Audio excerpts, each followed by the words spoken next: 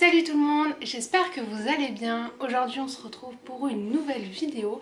J'ai décidé de revenir avec un haul livre puisque j'ai la chance d'avoir eu une carte HDF avec 200 € de cagnotte. La carte HDF, c'est tout simplement une carte qui est donnée par la région Hauts-de-France qui nous permet d'avoir une cagnotte pour acheter nos manuels et nos équipements scolaires.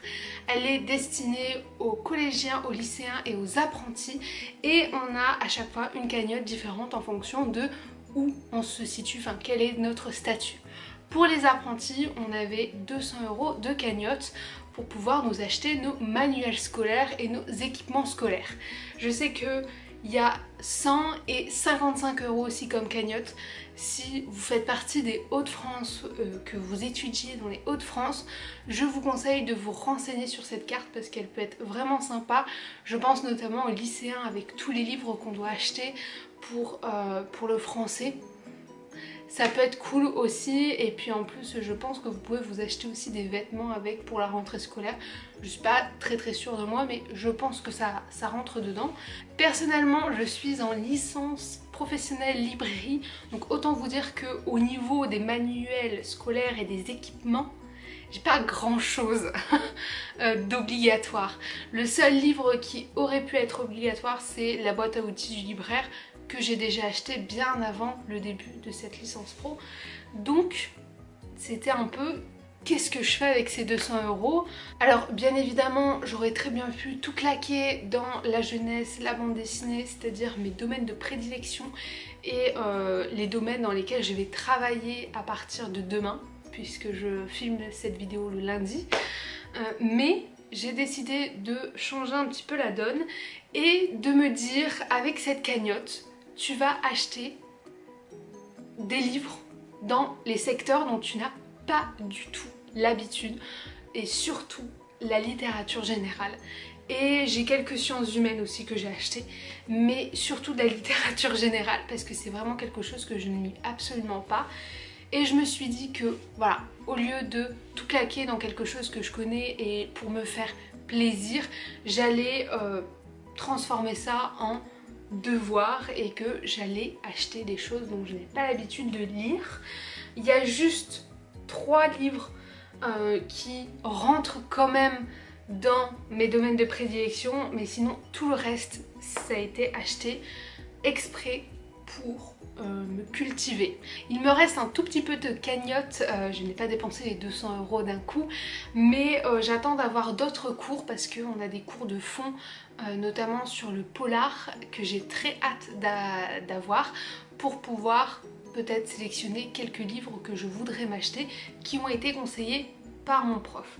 Donc tout ce que vous allez voir là, enfin presque, vraiment je dirais les 90%, c'est des livres qui m'ont été conseillés soit par mes professeurs, soit par mes camarades de classe, on va dire. On va commencer par un premier livre qui reste quand même dans mon domaine de prédilection, mais qui pourrait faire office de manuel scolaire. Il s'agit de Tout sur la littérature jeunesse de la petite enfance au jeune adulte de Sophie van der Linden dans les éditions Gallimard Jeunesse. Déjà je trouve que l'objet est vraiment très beau. Dans ce livre, l'autrice fait un panorama de ce qui existe en jeunesse et ce qui est intéressant de connaître sur la littérature de jeunesse. Donc clairement c'est un peu mon manuel scolaire, ma petite bible que je vais commencer à lire pour être au top pendant mon apprentissage. Mais voilà, je trouvais que c'était mon manuel scolaire, donc ça rentrait parfaitement dans le budget. Je sais qu'il y a un deuxième livre du même style, le titre c'est Enquête d'un peut-être, un guide pour littérature adolescente que j'aimerais également avoir. C'est vrai que ces livres-ci vont pas forcément m'apprendre énormément de choses puisque je m'y connais quand même assez et que j'ai fait un master pour, mais je me dis que c'est un bon support si des fois je cherche des informations. Je peux me référer à ces livres-ci et je peux envoyer aussi les personnes qui étudient la littérature de jeunesse ou qui voudraient se lancer en littérature de jeunesse. Je conseillerais ces livres-ci. Maintenant, on va passer à tous ces livres que j'ai achetés. La plupart sont en poche, comme ça j'en avais beaucoup plus. Donc c'est parti. Le premier livre, il s'agit du Tatoueur d'Auschwitz de Heather Morris dans les éditions J'ai lu. Ça, je suis tombée dessus pendant que je cherchais mes petits livres sur une table de libraire. Je sais que ce livre fait beaucoup parler de lui et du coup j'ai très envie de le découvrir parce que les témoignages sur Auschwitz ou sur cette période sombre, je trouve ça tellement...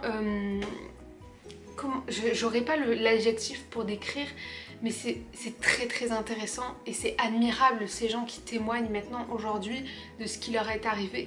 Donc clairement je pouvais pas passer à côté de ce livre-ci. Ensuite j'ai pris un livre de Hugo Clément, Comment j'arrêtais de manger les animaux, dans les éditions Point, donc format poche. Je sais qu'il y a un grand format aussi.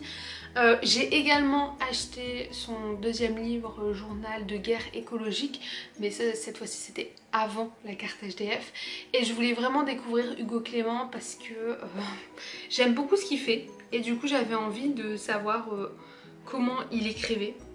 Voilà. Tout simplement, j'ai pas d'autre raison, c'est pas forcément une raison valable à tous les livres que j'ai achetés, mais bon bref.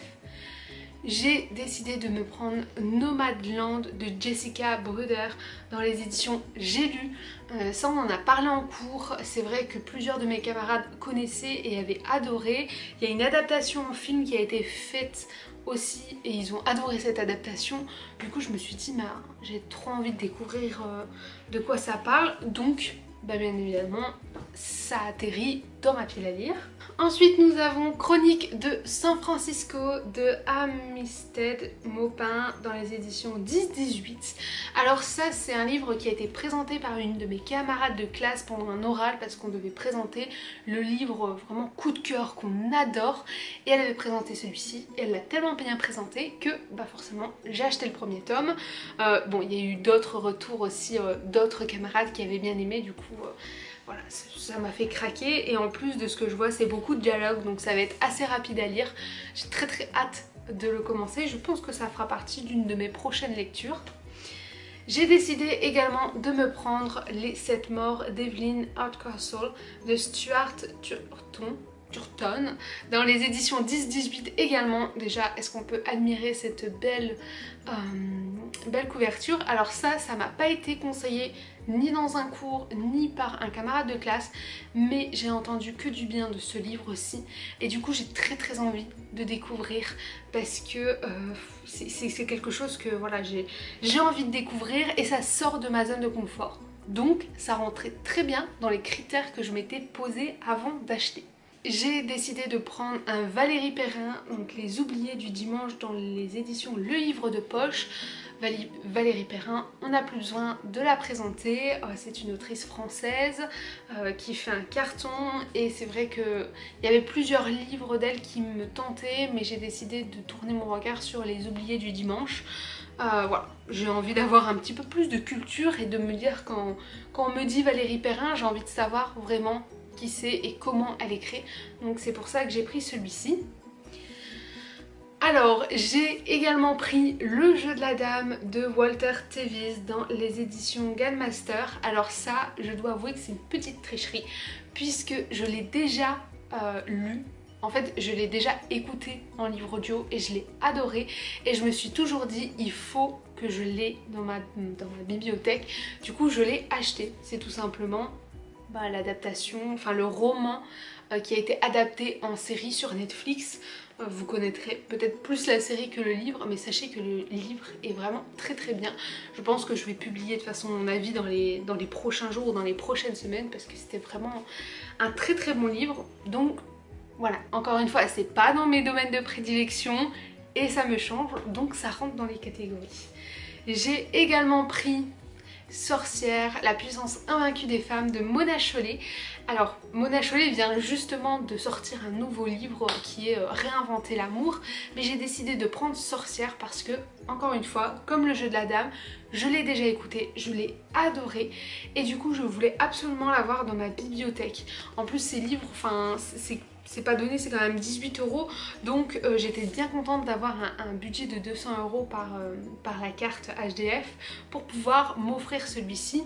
C'est vrai qu'il y en a d'autres qui qui m'attirent. Il y a également Beauté Fatale que j'aimerais bien lire aussi. Je l'ai en livre audio donc je vais sûrement l'écouter et s'il m'a vraiment plu je l'achèterai comme celui-ci. Ensuite nous avons Les Sorcières de Pendle dans les éditions Michel Lafon de Stacey Halls. Ça j'en ai entendu parler encore et encore, ça n'a pas du tout été conseillé par un de mes profs mais Instagram m'a foudroyée d'avis sur ce livre-ci et j'ai très envie de le découvrir.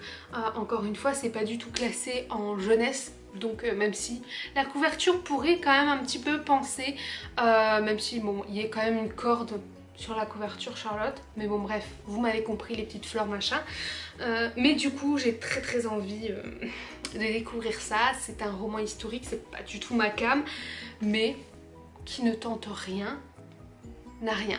Et le dernier roman que j'ai à vous présenter, il s'agit de Tout ce que dit Manon est vrai de Manon Fargeton dans les éditions Héloïse d'Ormesson. Alors ça c'est une autrice que je connais, notamment en jeunesse. Vous voyez juste derrière, il y a sa série Les Plieurs de temps que j'avais adoré. Et j'avais envie de la découvrir en littérature adulte, surtout que c'est une histoire très poignante. Je pense que je vais avoir peut-être du mal à la lire, enfin en tout cas je vais mettre du temps à lire ce livre-ci c'est sûr, vu l'histoire décrite en 4e de couverture, mais il m'intriguait tellement que je suis très contente de l'avoir acheté avec cette carte HDF. Ensuite je vais passer aux 2 petites choses que j'ai achetées avec ma carte qui, je l'avoue, ne rentrent pas forcément dans les critères de base de tu ne choisis pas des livres de ton domaine de prédilection. Bref, j'ai fait 2 petites exceptions, ça va. J'ai tout d'abord pris le premier tome de Voro, Le secret des 3 rois. La première partie de Jeanne Kukkonen dans l'édition Casterman, il faisait partie de mon Pumpkin Autumn Challenge. Je voulais l'acheter depuis tellement longtemps et je le trouvais jamais. Et là j'ai été dans une petite librairie indépendante à Lille, je l'ai trouvé donc je l'ai pris. J'étais très contente. Et dans cette même librairie indépendante, j'ai découvert ça, un nouveau tome de Loup Gris. Alors vous n'allez pas forcément comprendre, mais Loup Gris ça a été un de mes sujets de dossier en master et du coup j'avais dû analyser tout un album de Loup Gris, c'était Loup Gris et la mouche, et du coup quand j'ai vu qu'il y avait un nouveau tome, je me suis dit je peux pas m'empêcher de l'acheter. C'est vraiment devenu un coup de cœur. Cet album de Loup Gris, c'est vraiment devenu un attachement sentimental. Donc voilà, j'ai pris Loup Gris et Louvette dans les éditions Didier Jeunesse qui se présentent comme ceci et que j'ai déjà lu et que j'ai adoré. Et je voulais également vous présenter 2 petites choses que j'ai achetées mais qui n'étaient pas du tout avec ma carte HDF parce que là ça rentrait vraiment dans mes domaines de prédilection. C'était des suites de séries donc je me suis dit non, j'ai pas trop envie d'utiliser ma carte pour ça. Moi je voulais vraiment utiliser ma carte pour la fonction première de tes manuels scolaires. Mais bon, quand t'es en librairie t'as pas forcément de manuels scolaires, mais j'espère que vous avez compris mon cheminement parce que moi je le comprends énormément bien mais ça ne peut pas être clair pour tout le monde. Bref, j'ai décidé de me prendre Olympia Kiklos, donc le tome 3 de Mari Yamazaki dans les éditions Casterman, qui est le 3e et dernier tome je crois de la série. Je sais pas en fait, j'ai un petit doute, peut-être que je lâche ça alors que bon, on ne sait pas. Je ne l'ai pas acheté du coup avec ma carte HDF vu que c'était la suite d'un manga et que clairement ça n'a pas été forcément conseillé par un de mes profs et ça va pas m'aider pour un de mes dossiers. Et j'ai également pris Dans la tête de Sherlock Holmes de Cyril Liéron et Benoît Dahan. C'est le 2e tome, L'affaire du ticket scandaleux, que j'ai déjà lu, que j'ai adoré. Donc voilà, pour les mêmes raisons que le manga, je ne l'ai pas acheté avec ma carte HDF. Bref, ce haul est enfin terminé. J'espère qu'il vous a plu. Il était peut-être un chouïa long, peut-être. Mais je pense que je suis rassasiée pendant un moment. En fait, je dis ça, mais c'est pas vrai. À chaque fois, je me persuade et je me dis, c'est bon Charlotte, t'as quand même assez de livres. Sauf que là, je me dis, t'as assez de livres en littérature générale. Sauf que tu vas commencer ton alternance dans une librairie spécialisée jeunesse et BD et jeux de société. Donc ça fait 3 domaines que j'adore. Donc c'est sûr que je vais refaire un haul dans même pas un mois. Je vous le dis, je vous l'annonce, c'est pas possible. Je suis une acheteuse compulsive de livres. Vraiment, je pense que certaines et certains vont se reconnaître dans mon discours parce que je pense pas être la seule à acheter chaque semaine des livres encore et encore et avoir une pile à lire qui monte, qui monte, qui monte. Bref, voilà. J'espère que cette vidéo vous a plu. On se retrouve une fois prochaine, je ne sais pas quand, pour une nouvelle vidéo. Bye!